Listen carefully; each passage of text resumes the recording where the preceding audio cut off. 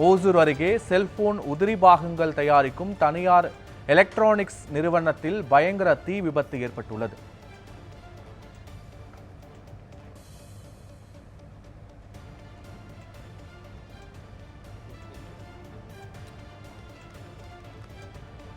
இது தொடர்பான முழுமையான விவரங்களோடு எமது செய்தியாளர் முரளி இணைகிறார். முரளி, இந்த தீ விபத்திற்கான காரணம் என்ன? பொருட்சேதங்கள் எவ்வாறு ஏற்பட்டிருக்கிறது? உயிர் சேதங்கள் ஏதேனும் இருக்கிறதா? கள நிலவரங்கள் என்ன? ஒசூர் அடுத்த வன்னியபுரம் என்னும் இடத்தில் செல்போன் உதிரி பாகம் தயாரிக்கும் டாடா எலக்ட்ரானிக் நிறுவனத்தில் 4வது பிளான்ட் பகுதியில் பயங்கர தீ விபத்து ஏற்பட்டிருக்கிறது. இந்த பகுதியில், அதாவது இந்த 4வது பிளான்ட் பகுதியில் அதாவது கெமிக்கல் தயாரிக்கப்படும் தொழிற்சாலை என தெரிவிக்க முதல் கட்டமாக தெரிகிறது.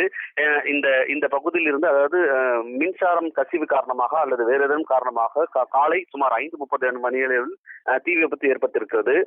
இந்த பணியில், அதாவது இங்க பணியாற்றி வரக்கூடிய தொழிலாளர்கள் முதல் கட்டமாக பணியாற்றக்கூடிய அனைவரையும் வெளியேற்றிருக்கின்றனர். காவல்துறையினர் அப்புறப்படுத்தியிருக்கின்றனர். அதாவது முதல் ஷிப்டுக்கு வரக்கூடிய தொழிலாளர்களையும் பாதுகாப்பான இடத்தில் அவர்களை அப்புறப்படுத்தி இருக்கின்றனர்.